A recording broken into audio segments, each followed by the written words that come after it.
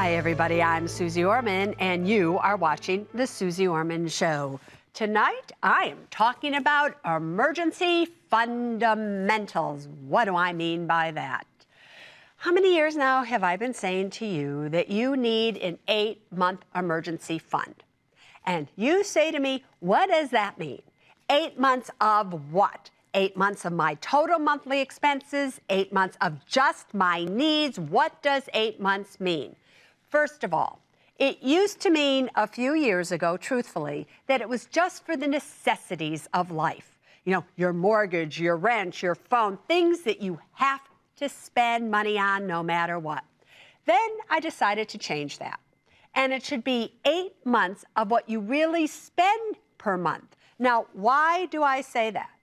Because when you lose your job, when something goes wrong, you don't change your behaviors. You don't cut back. You don't stop going out to eat. You don't stop going to the movies. You don't stop getting your hair cut. You don't stop living your life. You act as if everything is going to be okay sooner than later, so you spend what you were always spending. So now I want you to have 8 months of expenses. That's number one, not just your needs, but the money that you spend on average per month. If you get yourself, however, in a situation where you do lose your job or something happens and you can't work anymore, you are not, and I underline, not, you are not to continue to live your life as if you are going to get a job the next week, a month from now, or even 3 months from now. At that point in time, and listen to me closely, if you were to cut back and go to just your essentials, not your life expenses, but just your essentials, that 8-month emergency fund could turn in and last for you to what? 10, 12, 14, or even 16 months. You could actually double it.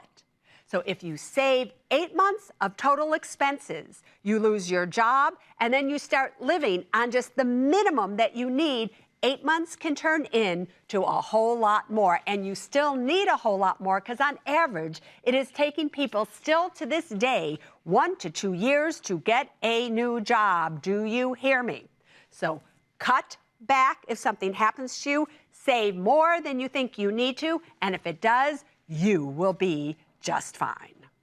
Let's go to Wisconsin, and we have Greg on the air. Hi, Susie. I'd like to thank you for inviting me on your show. We are such huge fans. Thank you. Who's we? My wife and my 2 sons. We love that. All right, ask me your question, sweetheart. My question for you today is how and where should we invest in our emergency funds in today's turbulent markets? It seems to have become increasingly difficult to find an investment that provides liquidity, safety, and a decent rate of return. Here's the truth of the matter is, you are not going to find a decent rate of return anywhere for money that needs to be liquid, which means you can get at it at any time you want. It is just the fact of life. Until interest rates start to increase, they are simply low here. Now, with that said, I would rather see you have money that you can get at and not worry about the interest rate that you're getting than take a risk, invest that money for a higher amount of interest, and then you need it at a time when possibly that interest rate has decreased. Just leave it where it is. Glenn, you are on the Suze Orman Show.